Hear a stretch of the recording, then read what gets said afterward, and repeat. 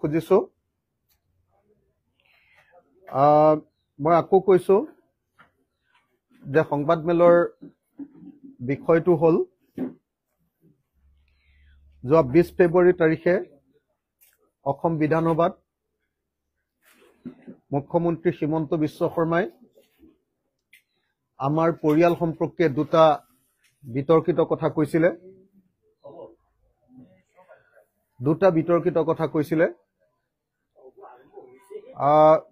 সেই বিতৰ্কিত কথা দুটাত আমি প্ৰত্যাহ্বান জনাইছিলো অসমৰ মুখ্যমন্ত্ৰী ডাঙৰীয়াক অসমৰ মুখ্যমন্ত্ৰী ডাঙৰীয়াই কৈছিলে যে মোৰ পত্নী ডক্টৰ গীতাশ্ৰী তামুলীয়ে বি বৰুৱা কলেজত যেটো চাকৰি পাইছে অধ্যাপকৰ কাম কৰে সেই কামটোৰ নিযুক্তি অবৈধ আছিল বুলি তেখেতে বিধানসভাত বক্তব্য ৰাখিছিলে আৰু তাৰ পাছত কৈছিলে যে অখিল গগৈ চেণ্ডেল পিন্ধা সংগ্ৰামী হৈ আন্দোলনকাৰী হৈ তেওঁ কেনেকৈ চানমাৰিত মাটি কিনিব পাৰে এটো আছিল হিমন্ত বিশ্ব শৰ্মাৰ অভিযোগ যেটো বিধানসভাত অভিযোগটো উত্থাপন কৰিছিল গতিকে এটো আছিল এটা গুৰুতৰ অভিযোগ যেটো বিধানসভাত অভিযোগটো উত্থাপন কৰিছিল গতিকে এটো আছিল অত্যন্ত গুৰুত্বপূৰ্ণ অভিযোগ আৰু লগে লগে বিধানসভাত মই কৈছিলো যে মুখ্যমন্ত্ৰীয়ে যি বক্তব্য দাঙি ধৰিছে এই বক্তব্যটোক মই প্ৰত্যাহ্বান জনাব খুজিছিলো মই 7-8 বাৰ মান চ্যালেঞ্জ অৰ্থাৎ প্ৰত্যাহ্বান জনাইছো বুলি ঘোষণা কৰিছিলো মুখ্যমন্ত্ৰীয়ে একেটা সাহসেৰে চ্যালেঞ্জ একসেপ্টেড বুলি কৈছিলে যে মই প্ৰত্যাহ্বান গ্ৰহণ কৰিছো আৰু এই প্ৰত্যাহ্বানৰ গ্ৰহণ কৰা হৈছে বুলি তেখেতে কৈছিলে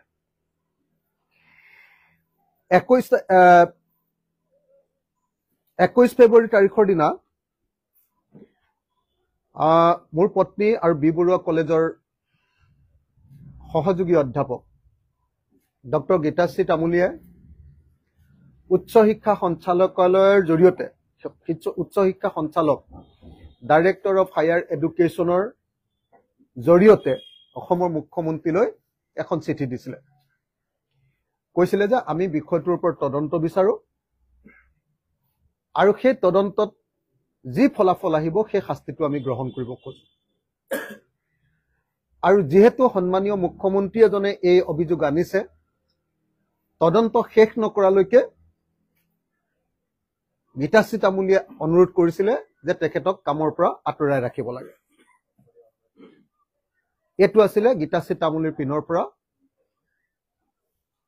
মুখ্যমন্ত্ৰীজনক জনোৱা এখন আবেদন তেখেত যেহেতু এগৰাকী চৰকাৰী কৰ্মচাৰী কলেজৰ টিচাৰ গতিকে তেখেতে আবেদন জনাইছিল মই প্ৰত্যাহ্বান জনাই দুখনকে চিঠি দিছিলো অসমৰ মুখ্যমন্ত্ৰীক আপোনালোকক সেই চিঠি দুখন মই ৰাজহুৱাও কৰি দিছিলো আপোনালোকে সকলোৱে জানে মই দুইখন চিঠিৰ প্ৰতিলিপি আমাৰ স্পিকাৰৰ হাতত বিধানসভাৰ অধ্যক্ষ ডাঙৰীয়াৰ হাতত দিছিলো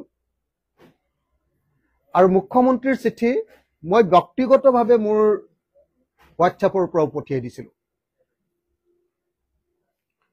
মোৰ হোৱাটছএপৰ পৰা মুখ্যমন্ত্ৰী যাতে পুনে পায় কাৰণ তেখেত বেলেগলৈ ঘূৰি ফুৰে গতিকে যাতে পুনে পায় অফিচৰ চিঠিখন পোৱা দেৰি হ'ব পাৰে গতিকে মই তেখেতলৈ দুইখন চিঠি পঠিয়াই দিছিলো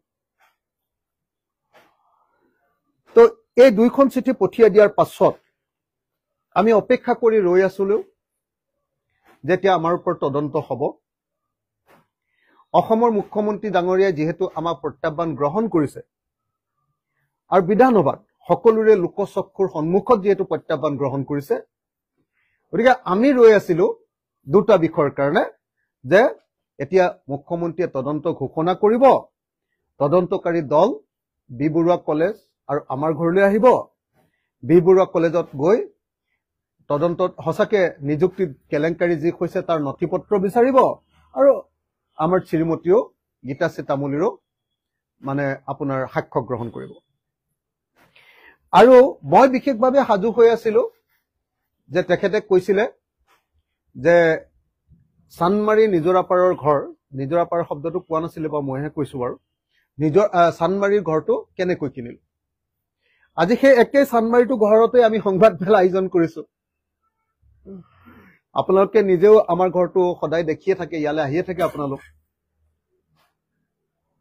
আৰু এই ঘৰটো মোৰ ঘৰো নহয়, মোৰ ৱাইফে ঋণ লৈ কিনা ঘৰ। আৰু মোৰ বাহিৰে অন্য কোনোবা বিধায়কে এনেকুৱা ভগা ঘৰত থাকে নে নাই আপোনালোকেও নিশ্চয় জানে। 3টা ৰুমৰ 3টা কোঠাৰ ঘৰত থাকে নে নাই আপোনালোকেও নিশ্চয় জানে। গতিকে আমি মুখ্যমন্ত্ৰীক প্ৰত্যাহ্বান জনাইছিলো যে আমাৰ ঘৰটো, আমাৰ ঘৰ নহয় আৰু গীতাশ্ৰীৰ ঘৰ, কিন্তু একেলগতে থাকো কাৰণে আমাৰ ঘৰ বুলিয়ে কৈছো বাৰু দেই। আমাৰ ঘৰটো যদি অবৈধ উপায়েৰে আমি ক্ৰয় কৰিছো তাৰ ওপৰতো তদন্ত হ'ব লাগে। আৰু তদন্ত যদি হয় আৰু অবৈধ বুলি প্ৰমাণ হয় তেতিয়াহ'লে আমাৰ ঘৰটো আমি চৰকাৰক বা মুখ্যমন্ত্ৰীক আমি দি দিম বুলি কৈছো। কিন্তু কালি 22 ফেব্ৰুৱাৰী, কালি অসমৰ মুখ্যমন্ত্ৰীয়ে সংবাদ মাধ্যমৰ আগত ঘোষণা দিলে যে আমাৰ এই 2টা বিষয়ৰ ওপৰত তদন্ত আমি নিজে কৰিব লাগে। আৰু তেখেতে ক'লে যে এইটো নৈতিকতাৰ প্ৰশ্ন।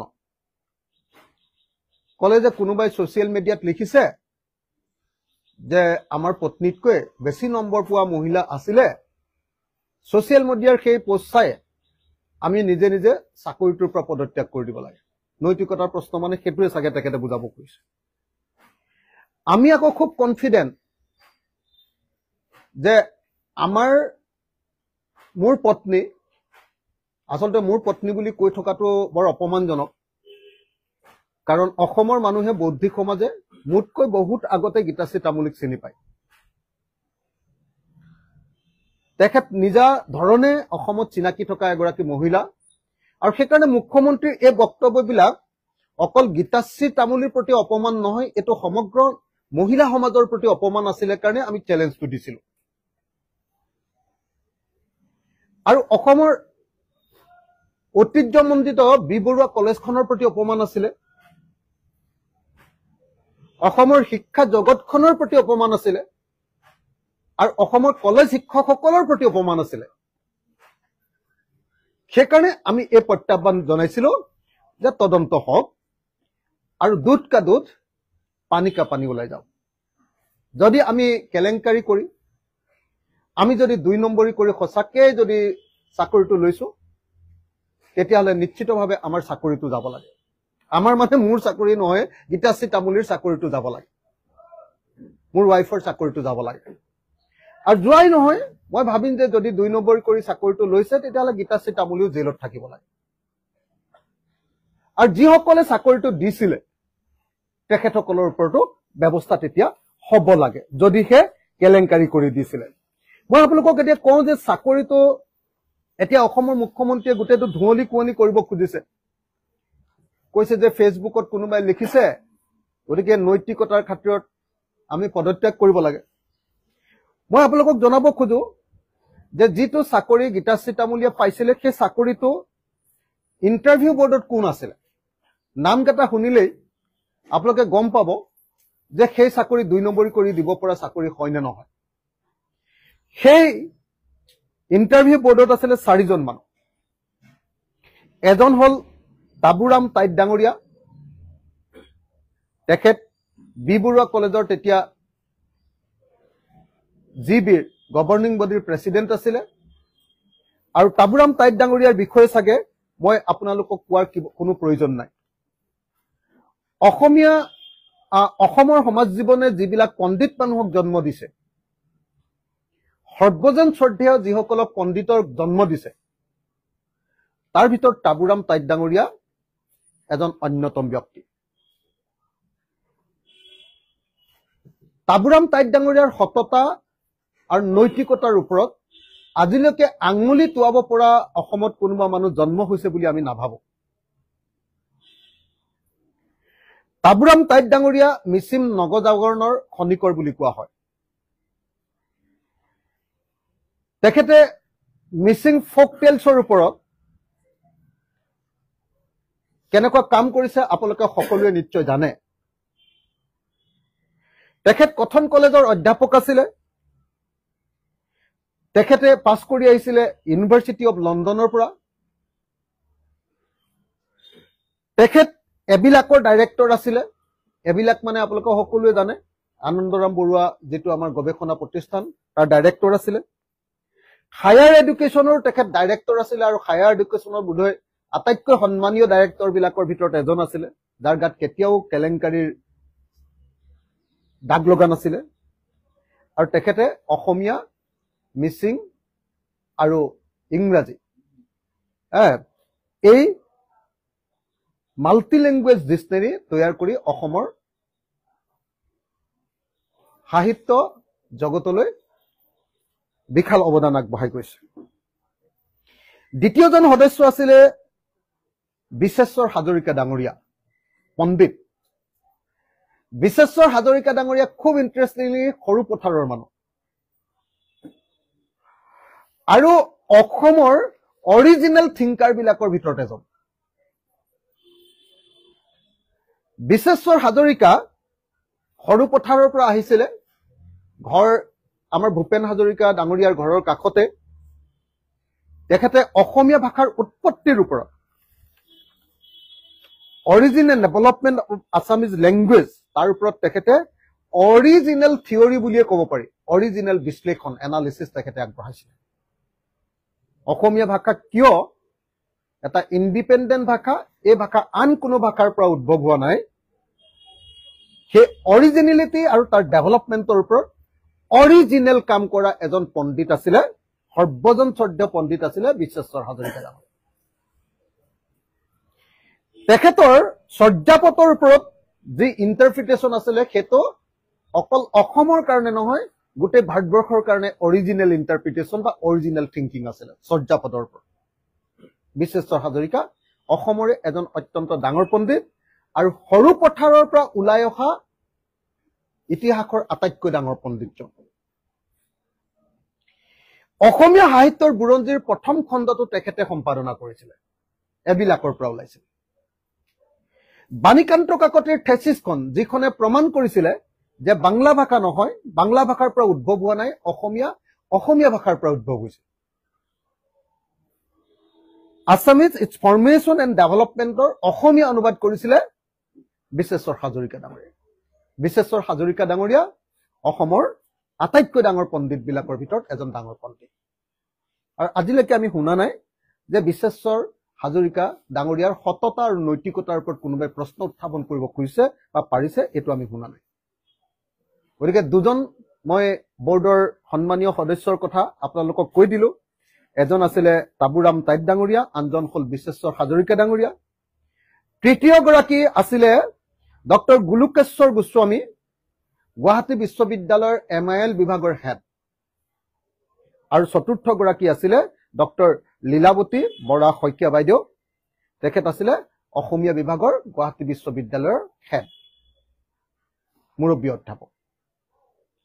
গতিকে ডক্টৰ গোলোকেশ্বৰ গোস্বামী, ডক্টৰ লীলাৱতী শইকীয়া বৰা, বীৰেশ্বৰ হাজৰিকা আৰু তাবুৰাম তাইত, এই চাৰিজনৰ পণ্ডিতৰ, এই চাৰিজন শিক্ষাবিদৰ বোৰ্ডে গীতাশ্ৰী তামুলীক নিযুক্তি দিছিলে। 3 দিন ধৰি বহুত মানে ইণ্টাৰভিউ দিবলৈ বহুত মানুহ আহিছিলে। 3 দিন ধৰি ইণ্টাৰভিউ হৈছিলে আৰু ইণ্টাৰভিউ হোৱাৰ পাছত অখিল গগৈৰ কাৰণেতো গীতাশ্ৰী তামুলীয়ে চাকৰি পোৱা নাছিলেই, বৰং অখিল গগৈৰ কাৰণে গীতাশ্ৰী তামুলীৰ চাকৰিটোত বাধা প্ৰদান কৰিছিলে হিমন্ত বিশ্ব শৰ্মা, পীযুষ হাজৰিকা আৰু জয়ন্ত মল্লবৰুৱাই। তেতিয়া তেওঁলোক কংগ্ৰেছৰ শিক্ষামন্ত্ৰী আছিলে হিমন্ত বিশ্ব শৰ্মা আৰু দুইজন কংগ্ৰেছৰ বিধায়ক আছিলে। পীযুষ হাজৰিকা, জয়ন্ত মল্লবৰুৱা বিধায়ক আছিলে আৰু সেই সময়ৰ আটাইতকৈ মানে যুৱ কংগ্ৰেছৰ তেওঁলোক প্ৰভাৱশালী লিডাৰ আছিলে। তেওঁলোকে সংবাদমেল দিছিলে আৰু শিক্ষামন্ত্ৰী নিজে আছিলে তেতিয়া হিমন্ত বিশ্ব শৰ্মা। যিহেতু গীতাশ্ৰী তামুলী মোৰ পত্নী আছিলে, গতিকে গীতাশ্ৰী তামুলীৰ এপইণ্টমেণ্টটো দিয়াৰ আগত যেতিয়া সিলেকশন হল তেতিয়া হিমন্ত বিশ্ব শৰ্মাই ইয়াৰ ফাইলবিলাক এনকুৱাৰী ঘোষণা কৰি বিবৰুৱা কলেজৰ পৰা ফাইলবিলাক উঠাই লৈ গৈছিলে আৰু বহুদিন ধৰি আমাক ইন্টাৰভিউত পাছ কৰাৰ পাছতো আমাৰ ওয়াইফক তাত চাকৰিত যোগদান কৰিবলৈ অনুমতি দিয়া নাছিল যেহেতু তেখেত অখিল গগৈৰ পত্নী আছিল গতিকে অখিল গগৈ পত্নী হৈ তেওঁ চাকৰিৰ কাৰণে কোনো ফেভাৰটো পোৱাই নাই চাকৰি পোৱাৰ পাছত তেওঁ চাকৰি জয়েন কৰিব নোৱাৰাকে ৰৈহে থাকিবলগীয়া হৈছিল তাৰ পাছত সেই ফাইল গৈ মুখ্যমন্ত্ৰী তৰুণ গগৈ ডাঙৰীয়াৰ টেবুলত পৰিছিলে পৰৱৰ্তী সময়ত আমাক আচলতে যেতিয়া বহুত দেৰি হৈছিল এপইণ্টমেণ্টটো তেতিয়া আমি ডাইৰেক্টৰক যেতিয়া আমাৰ ওয়াইফে সুধিছিলে যে মোৰটো এনেকে কাগজ গল কিন্তু মোক জয়েন কৰিবলৈ দিয়া নাই কিয় তেতিয়া ডাইৰেক্টৰে কৈছিলে যে আপোনাৰ ফাইল তৰুণ গগৈ ডাঙৰীয়াৰ তালে গৈছে আৰু তৰুণ গগৈ ডাঙৰীয়াই খুব পজিটিভ কমেন্ট দি ফাইলটো ঘূৰাই পঠিয়াইছে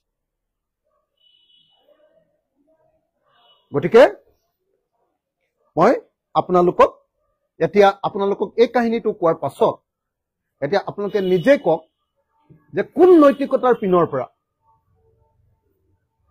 আমি নিজে নিজে চাকৰিটো এৰি দিম গীতাশ্ৰী তামুলীয়ে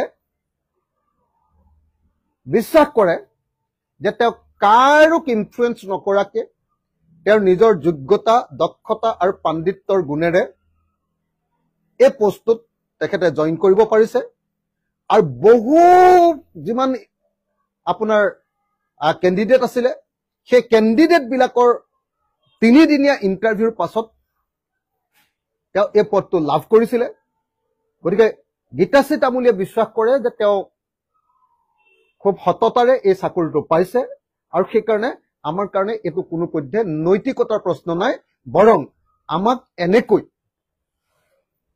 আমাৰ গীতাশ্ৰী তামুলীক এনেকৈ অত্যাচাৰ কৰাটো মুখ্যমন্ত্ৰীজনৰ এটা ব্ল্যাকমেইলিং আৰু এটা মানসিক অত্যাচাৰৰ বাহিৰে আমাৰ কাৰণে আন কোনো কাম হোৱা নাই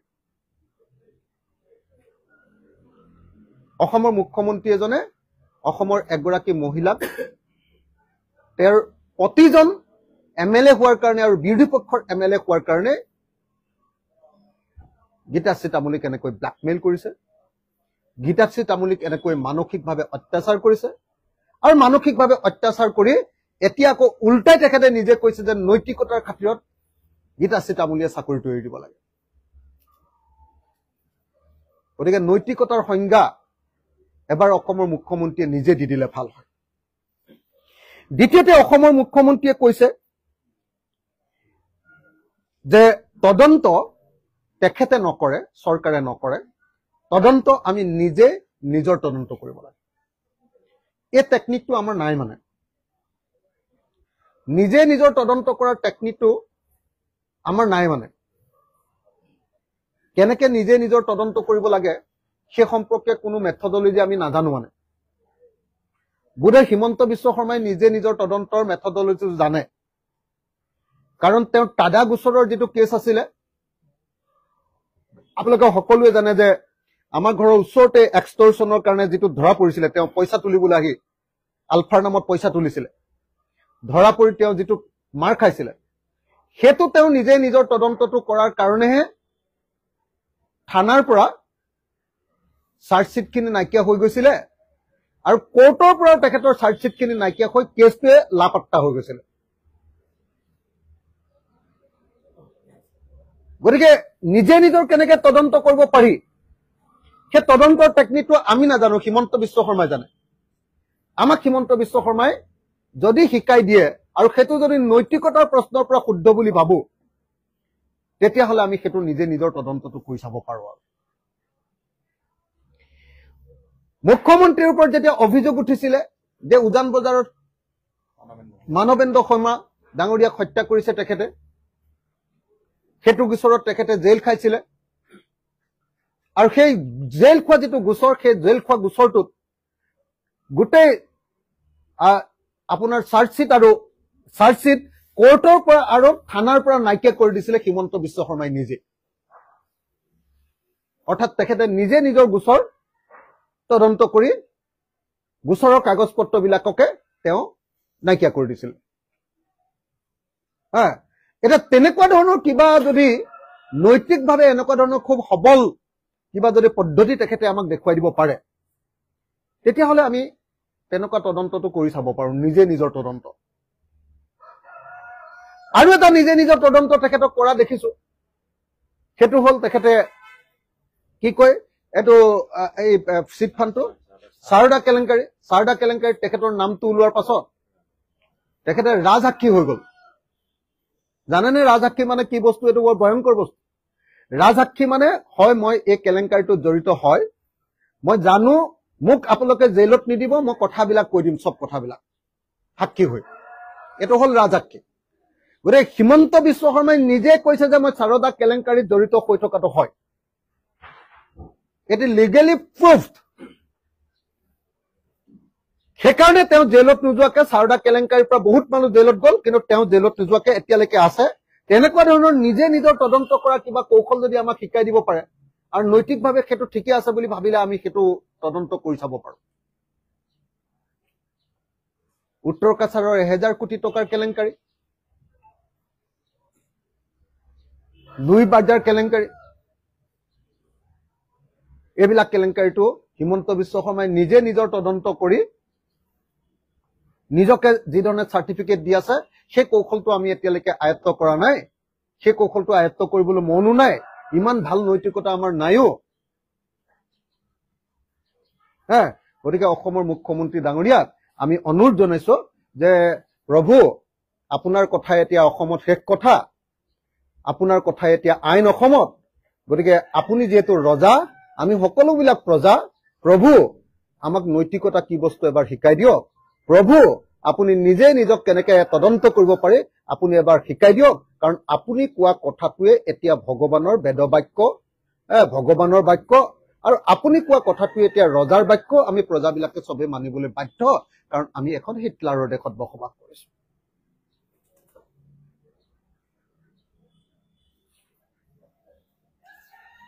এতিয়া আচল বিষয়টো কি আছিলে? বিধানসভাত মোক কিয় তেনেকে তেখেতে আক্ৰমণ কৰিছিল? বিধানসভাত তেখেতে মোক এই কাৰণেই আক্ৰমণ কৰিছিলে যে মই কৈছিলো, ৰাজ্যপালৰ ভাষণৰ যেতিয়া উত্তৰ দিছিলে তেতিয়া তেখেতে মোক কাট মাৰি মাৰি কথাবিলাক কৈ আছিলে। মই তাৰ আগতে ভাষণ দিছিলো, গতিকে মোক ইনচাল্ট কৰি তাচ্ছিল্য কৰি কৈ আছিলে। তেতিয়া মই মাজতে বাক্য এটা কলো যে অসমৰ এডুকেশ্যন চিষ্টেমটো খুব ভাল বুলি তেখেতে বুজাই আছিলে। তেতিয়া মই কলো যে মানে মই যিহেতু ড্ৰপ আউট ৰেট 1 নম্বৰ বুলি কৈছিলো, যে অসমৰ আধাতে স্কুল এৰা ল'ৰা ছোৱালীৰ সংখ্যা 1 নম্বৰ, স্কুললৈ নোযোৱা ল'ৰা ছোৱালীৰ ক্ষেত্ৰতো আমি 1 নম্বৰ। এইবিলাক যেতিয়া কৈছিলো মই কওঁতে তেতিয়া তেখেতে কলে, আৰু মই তেতিয়া কলো যে অসমত দেখুৱাই দিছিলো যে কিমানখন প্ৰাইভেট স্কুল এই হিমন্ত বিশ্ব শৰ্মাৰ দিনত বাঢ়ি গ'ল আৰু চৰকাৰী স্কুলবিলাক কেনেকে কমি গ'ল। আৰু মই কৈছিলো যে আমি এনেকুৱা এজন মুখ্যমন্ত্ৰী পাইছো যাৰ নিজৰ ঘৰতে প্ৰাইভেট স্কুল আছে। এই বাক্যটো কোৱাৰ কাৰণে তাৰমানে মোৰ ওপৰত একদম তেখেতৰ মাথা গৰম হৈ গৈছিল। মই বেলেগ একো কথা কোৱা নাছিলো। মই কৈছিলো যে মুখ্যমন্ত্ৰীজনৰ দায়িত্ব হ'ল পাব্লিক এডুকেশ্যন বা ৰাজহুৱা শিক্ষাক শক্তিশালী কৰা। মুখ্যমন্ত্ৰীজনৰ ঘৰতে যদি প্ৰাইভেট স্কুল খোলে তেতিয়াহ'লে আৰু সেই শিক্ষা ব্যৱস্থা ক'ত ওপৰলৈ উঠিব অসমত? সেই কথাটো কোৱাৰ কাৰণে তেখেতৰ মাথাটো গৰম হৈ গৈছিল। আৰু সেই কথাটো কোৱাৰ কাৰণে তেখেতে মোক কৈছিলে যে তোমাৰ পত্নীয়ে 2 নম্বৰ কৰি চাকৰি লৈছে। আমি তেতিয়া তেখেতক প্ৰত্যাহ্বান জনালো, চেলেঞ্জ দিলো। তেখেতে চেলেঞ্জ গ্ৰহণ কৰিলে আৰু কালি চেলেঞ্জক পৰা নেগুৰ পেলাই এতিয়া হিমন্ত বিশ্ব শৰ্মাই পলাব খুজিছে। আৰু আমি পিছফালে এতিয়া তেখেতক নাই আমাক তদন্ত লাগে তদন্ত লাগে তদন্ত লাগে বুলি ধৰি থাকিবলগীয়া হৈছে। তাৰমানে এতিয়া অভিযুক্তইহে উল্টাই এতিয়া তদন্তকাৰী বিষয়াক পিছে পিছে দৌৰি থাকিবলগীয়া হৈছে যে আহক মোক তদন্ত কৰি দিয়ক, মোক জেলত দিয়ক, মোক জেলত দিয়ক, মোক জেলত দিয়ক বুলি কৈ থাকিবলগীয়া হৈছে। আৰু তদন্তকাৰী বিষয়াই কৈছে যে তুমি নিজে তদন্ত কৰিলা, তুমি নিজে তদন্ত কৰিলা, তুমি নিজে তদন্ত কৰিলা, আৰু মোৰ ওচৰলৈ নাহিবা, মোৰ ওচৰলৈ নাহিবা, মোৰ ওচৰলৈ নাহিবা। মই কি কৰো অসমৰ ৰাইজৰ পৰা? সেইকাৰণে আমি আপোনালোকৰ পৰা পৰামৰ্শ ল'বৰ কাৰণে সেইকাৰণে আহিলো।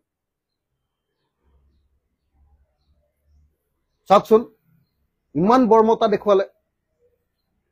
চেলেঞ্জ একচেপ্টেড বুলি কৈ এনেকুৱাকে দেখুৱাই দিলে যে একদম অখিল গগৈ গোটেই কেলেংকাৰীৰ ৰজা অসমৰ এনেকুৱাকে দেখুৱাই দিলে যে অখিল গগৈ আন্দোলন কৰি থাকোতে নিজৰ ঘৈণীয়েকক কলেজৰ প্ৰফেচাৰ দিবলৈ সক্ষম হৈছিল ই কিমান 2 নম্বৰ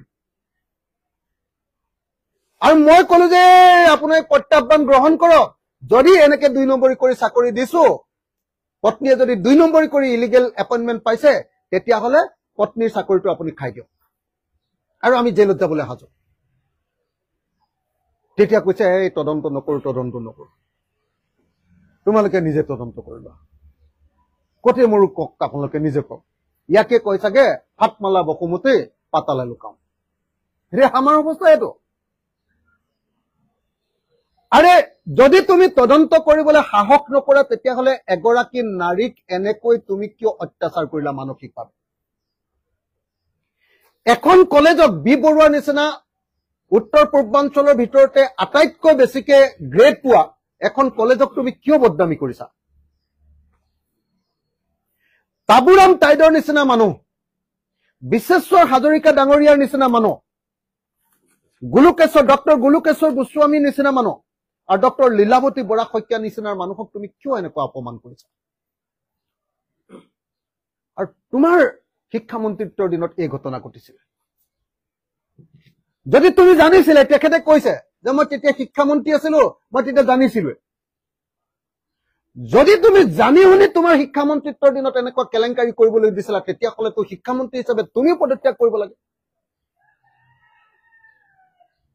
যদি হসাকে জানি শুনি হিমন্ত বিশ্ব শৰ্মাই গীতাশ্ৰী তামুলীক বীৰ বৰুৱা কলেজত 2 নম্বৰী এপইন্টমেন্ট দিবলৈ অনুমতি দিছিলে তেতিয়া হলে শিক্ষামন্ত্ৰী হিচাপে আৰু এতিয়া সেইজন শিক্ষামন্ত্ৰীয়ে মুখ্যমন্ত্ৰী হৈ থকা হিচাপ মুখ্যমন্ত্ৰীজনে এতিয়া পদত্যাগ কৰিব লাগে নে নাই নৈতিকতাৰ প্ৰশ্নত তেখেতেতো আমাক নৈতিকতাৰ কথা কৈছে নৈতিকতাৰ প্ৰশ্নত তেখেতে পদত্যাগ কৰিব লাগে নে নালাগে অসমৰ ৰাইজে সকলোৱে বুজি পোৱা দৰকাৰ যে এই মানুহজনে ইস্যু ডাইভাৰ্ট কৰাত এখততকে আৰু চাগে ডাঙৰ কাৰিকৰ পৃথিৱীতে জন্ম কোনো হোৱা নাই এনেকুৱা উলটা পুলটা কাম কৰিব পৰা মানুহ চাগে পৃথিৱীয়ে জন্ম দিয়া আটাইতকৈ খাতাৰনাক মানুহজনে চাগে হিমন্ত বিশ্ব শৰ্মা মিছা কথাৰ ভঁৰাল 2 নম্বৰী কথাৰ ভঁৰাল ভাল চিন্তা মূৰত নাই দিনে ৰাতিয়ে খালি ব্ল্যাকমেইল দিনে ৰাতিয়ে খালি মানুহক মানসিক অত্যাচাৰ আৰু দিনে ৰাতিয়ে ভাবুকি দি 2026 তেওঁ ভৱিষ্যতৰ স্বপ্নৰ কাৰণে আন সকলোকে তুচ্ছ তাচ্ছিল্য কৰাটোৱে হ'ল এই মুখ্যমন্ত্ৰীজনৰ আটাইতকৈ ভয়ানক দিশ ইছুটো কি আছিলে ইছুটো আছিলে যে মুখ্যমন্ত্ৰীৰ ঘৰত প্ৰাইভেট স্কুল খোলাটো উচিত নে অনুচিত ইছুটো আছিলে অসমৰ ৰাজহুৱা শিক্ষাখণ্ড সঁচাকে এতিয়া সংকটত গৈছে নে নাই আৰু প্ৰাইভেট শিক্ষাখণ্ড কিয় দিনে দিনে আগবাঢ়ি গৈ আছে আৰু ৰাজহুৱা শিক্ষাখণ্ডৰ কিয় অৱস্থা বেয়া হৈছে এই ইছুটো তেখেতে ডাইভাৰ্ট কৰিব খুজিছে ইছুটো আছিলে যে হিমন্ত বিশ্ব শৰ্মাৰ পত্নীয়ে তেখেতৰ মুখ্যমন্ত্ৰীত্বৰ সুযোগত হিমন্ত বিশ্ব শৰ্মাৰ মুখ্যমন্ত্ৰীত্বৰ সুযোগত গোটেই অসমতে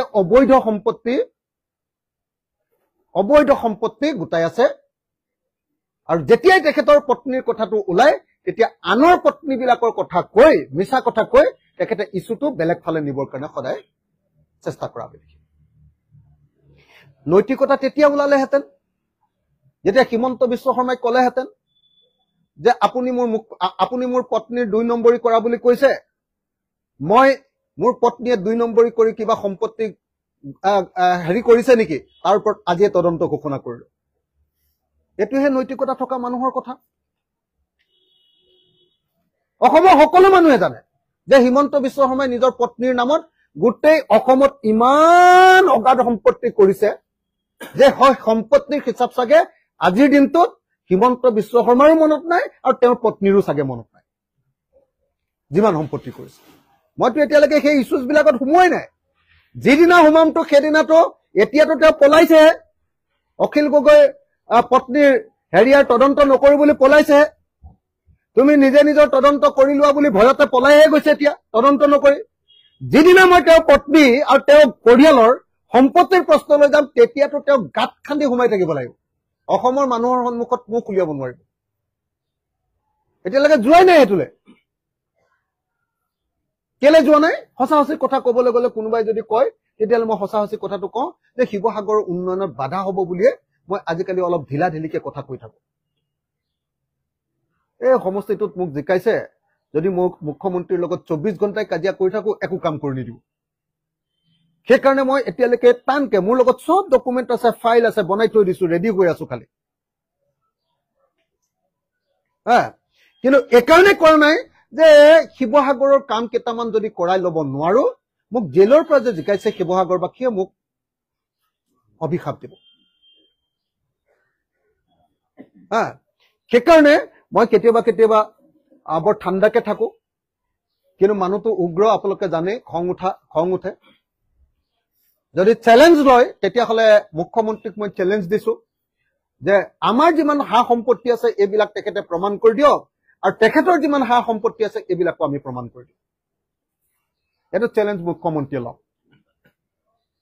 চ্যালেঞ্জ আকৌ এবাৰ প্ৰত্যাহ্বান আমাৰ পৰিয়ালৰ আমাৰ ল'ৰা আমাৰ পত্নী আৰু মোৰ এটা পৰিয়াল বুলি যাক বুজায় আৰু হিমন্ত বিশ্ব শৰ্মাৰ ছোৱালী ল'ৰা পত্নী তেওঁৰ আৰু তেওঁ বিভিন্নজনৰ নামত সব জানো এইবিলাক কাহিনী কাৰ নামত ক'ত পইচা বাগান ৰাখি থৈছে কাৰ নামত ক'ত কোম্পানী ৰাখি থৈছে কাৰ নামত কি কৰিছে সব বস্তুবিলাক দেখুৱাই দিম ডিছপ্ৰপৰ্চনেট প্ৰপাৰ্টি মুখ্যমন্ত্ৰী যদি সঁচাকে নৈতিকতা থাকিলেহেঁতেন মই কৈছিলো যে আপুনি অবৈধ উপায়েৰে ধন ঘটিছে তেওঁ সম্পত্তিৰ ওপৰত তদন্ত দিলেহেঁতেন তেওঁ দিব নোৱাৰে কাৰণে আমাৰ ওপৰতো তদন্ত কৰিবলৈ সাহস নকৰে নিজৰ সম্পত্তিৰ ওপৰত তদন্ত দিবলৈ সাহস নাই কাৰণে এতিয়া অখিল গগৈকো কৈছে যে তুমি তোমাৰ তদন্ত নিজে কৰি লোৱা তাৰমানে মোক কৈছে যে ভাই তুমি মোক নধৰিবা আৰু তোমাক এৰি দিলো কিন্তু অখিল গগৈটো সেই বস্তু নহয় যদি তুমি স্বীকাৰ কৰিছা যে আমি কেলেংকাৰী কৰা নাই তেতিয়াহ'লে তুমি ৰাজহুৱাকে ক্ষমা খোজা ভাই তুমি আমাক কিয় এনেকুৱা ধৰণৰ অত্যাচাৰ কৰিলা কিমান পত্নীয়ে কিমান মানসিক অত্যাচাৰ পাইছে এইকেইদিনত পত্নীৰ পৰা মই কিমান গালি খাইছো ঘৰত কিমান কাজিয়া হৈছে এনেকে তুমি ব্লাকমেইল কৰি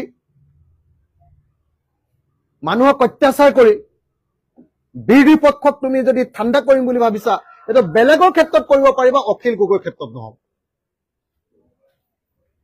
আমি মাটিত শুই আন্দোলন কৰি অহা মানুহ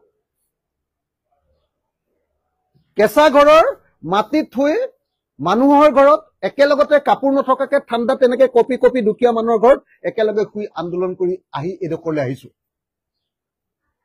মুখ্যমন্ত্ৰীৰ নিচিনাকে বিপদত পৰিলে আমি কোনোদিন কেতিয়াও বেলেগৰ ভৰিত ধৰি মতাদৰ্শ সলনি কৰি দিয়া মানুহ নহয়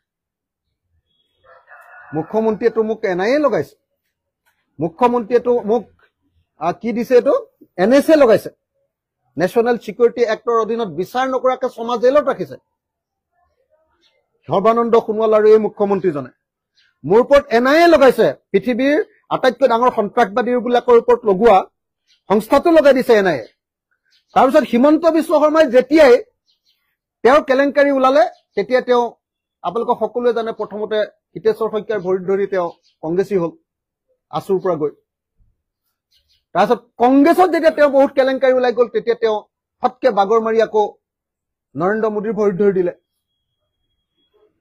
তেওঁ নিচিনা এনেকুৱা আমি বদমাছ মানুহ নহয় আৰু সেইকাৰণে আমি প্ৰত্যাহ্বান গ্ৰহণ কৰিবলৈ সাহস কৰোঁ আৰু তেওঁ জানি লোৱা দৰকাৰ যে অসমত কিছুমান এনেকুৱা মানুহ আছে যাক তেওঁ দম দি কেতিয়াও বহুৱাব নোৱাৰে কাৰণ এই মানুহবিলাকৰ কলিজাটো আচল মাটিৰে গঢ়া তেওঁৰ নিচিনা 2 নম্বৰী কলিজা লৈ আমি জীয়াই থকা নাই আমি 2 নম্বৰী কলিজা লৈ জীয়াই থকা নাই আমি কেলেংকাৰী কৰিলেহে তেওঁলৈ ভয় কৰিম আমি 2 নম্বৰী কৰি ঘটিলেহে ধন ঘটিলেহে আমি মানে তেওঁলৈ ভয় কৰিম তেওঁ কৈছে যে আমাৰ চানমাৰী ঘৰটোতে এতিয়া আমি হেৰি দি আছো প্ৰেছ মিট দি আছো সকলো সাংবাদিকে গোটেই ঘৰটো এবাৰ চাই লৈ এটা ভিডিঅ' ৰেকৰ্ডিং কৰি অসমৰ মানুহক দেখুৱাই দিয়ক যে এই ঘৰটোতো এগৰাকী কলেজৰ টিচাৰে কিনিব পৰা ঘৰ হয়নে নহয় ওচৰতে মালিক আছে, মালিকৰ পৰা সুধি লওক আৰু তদন্ত এটা কৰি লওক। এই কি কয় আপোনাৰ হেৰিয়াৰ পৰা, বেংকৰ পৰা এবাৰ তদন্ত এটা কৰি লওক যে আমি 2 নম্বৰী কৰি পইচা দিছো নে আমি বেংকৰ পৰা পইচা লৈ ডাইৰেক্টলি পইচা দিছো। মই আকৌ কৈছো, মুখ্যমন্ত্ৰী হিমন্ত বিশ্ব শৰ্মা এজন ৰাজনীতিক আৰু তেওঁ যিমান দৰমহা পায় তাতকে মোৰ পত্নী গীতাশ্ৰী তামুলীয়ে বেছি দৰমহা পায়। মুখ্যমন্ত্ৰী হিমন্ত বিশ্ব শৰ্মাৰ তেওঁৰ দৰমহাগীতাৰে গোটেই অসমত মানুহে হিচাপ কৰিব নোৱাৰাকে অগণন সম্পত্তি হৈছে আৰু আমি আছো অসমৰ ভিতৰতে এটা ভগা ঘৰত। কোনো বিধায়কে চাগে এনেকুৱা ভগা ঘৰত নাই। চাই লওক, সেইদিনা টিংখিনি বদলাইছো, ভিতৰত গোটেই পানী পৰে। চাওকগে, গোটেই ভিতৰত পানী পৰা, গোটেই এইটো কোলা হৈ আছে নহয়, শেলুৱে ধৰি আছে। চাই লওকগে আপোনালোকেও। মুখ্যমন্ত্ৰীতকে বেছি দৰমহা পায় এজন কলেজৰ টিচাৰে। মুখ্যমন্ত্ৰীয়ে পোৱা টকাকেইটাৰে গোটেই অসমত আৰু বিদেশত আৰু গোটেই ভাৰতবৰ্ষৰ বিভিন্ন ঠাইত মুখ্যমন্ত্ৰীয়ে সম্পত্তি কৰিলে আৰু আমাৰ পত্নীয়ে, মোৰ পত্নীয়ে আপোনাৰ চানমাৰীত এটা পুৰণা ঘৰ কিনিলে। সেই পুৰণা ঘৰটো কিনাৰ কাৰণে যত দুখ নন্দ ঘোষ, আমি সকলোতে দুখী। আৰু তেওঁ সমগ্ৰ ভাৰতত আৰু সমগ্ৰ পৃথিৱীৰ বিভিন্ন ঠাইত তেওঁ সম্পত্তি গঢ়ি থকাৰ পাছতো তেওঁ একদম চাফা। তেওঁ গাত হাঁহৰ পাখিখনৰ নিচিনা, তেওঁ তাৰমানে বোকাতে থাকে, কিন্তু তেওঁ পাখিখনত বোকা নালাগে। আৰু আমি যদি পানীত নমাও নাই, তেতিয়াহ'লে আমাৰ গোটেই পাখিত বোলে বোকাই বোকা। এনেকুৱা ভয়ংকৰ মুখ্যমন্ত্ৰী এজন জন্ম হৈছে। আচল বস্তুটো, ইছ্যুটো কি আছিলে?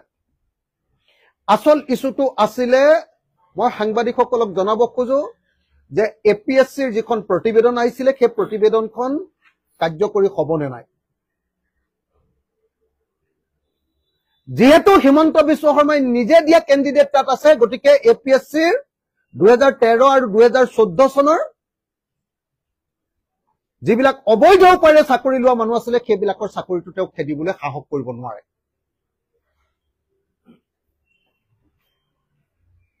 তেওঁ নিউজ লাইফৰ মানুহকো তাত চাকৰি দিছে আৰু তেওঁ হাংগু পাংগু মানুহবিলাকক তাত চাকৰি দি একদম তাৰা প্ৰসাদ দাসৰ দিনৰ পৰা APSCটোক বেয়া কৰাৰ মূল মানুহজন হিমন্ত বিশ্ব শৰ্মা।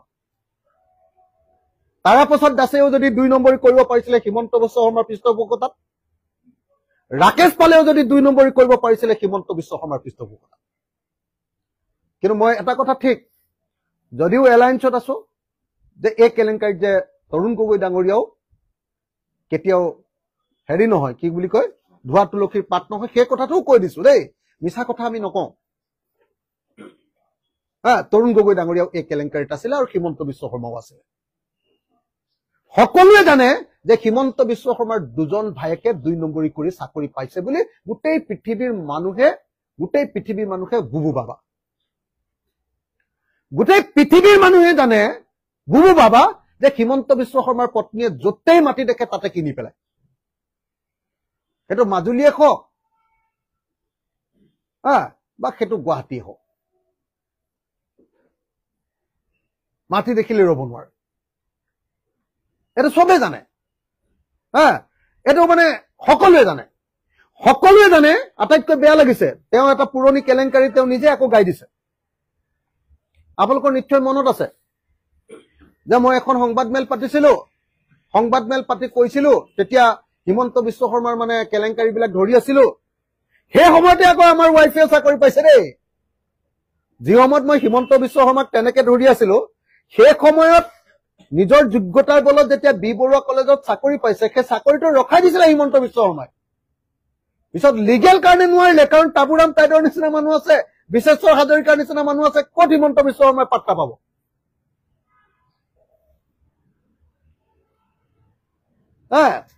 ৰখাই দিছিলে চাকৰি। মোৰ কাৰণে গীতাশ্ৰী তামুলীয়ে কেতিয়াও সুযোগ লোৱা নাই, বৰং মোৰ কাৰণে গীতাশ্ৰী তামুলীয়ে সদায় মানসিক অত্যাচাৰহে ভোগ কৰি আহিছে।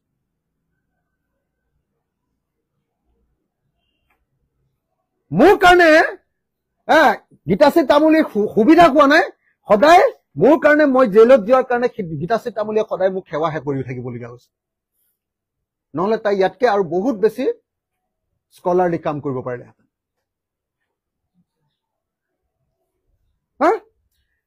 এতিয়া সকলোৱে জানে এই কথা কি বুলি, যে হিমন্ত বিশ্ব শৰ্মাৰ 2 ভাতৃয়ে যি চাকৰি পাইছে তাত কেনা আছে বুলি, গণ্ডগোল আছে বুলি। ইমান নৈতিকতাৰ কথা কোৱা মানুহজনে তেওঁলোকৰ দুইটা চাকৰিৰ কাৰণে এটা তদন্ত নিদিয়ে কিয়? ইমান নৈতিকতা কোৱা মানুহজনে এটা তদন্ত দিয়কচোন, যে তেওঁৰ পত্নী আৰু তেওঁৰ পৰিয়ালৰ নামত গোটেই অবৈধ সম্পত্তি কৰিছে বুলি আমি সকলোৱে চিঞৰি আছো। এটা ইমান নৈতিকতা থকা মানুহজনে এটা তদন্ত দিয়ক। ইমান নৈতিকতা থকা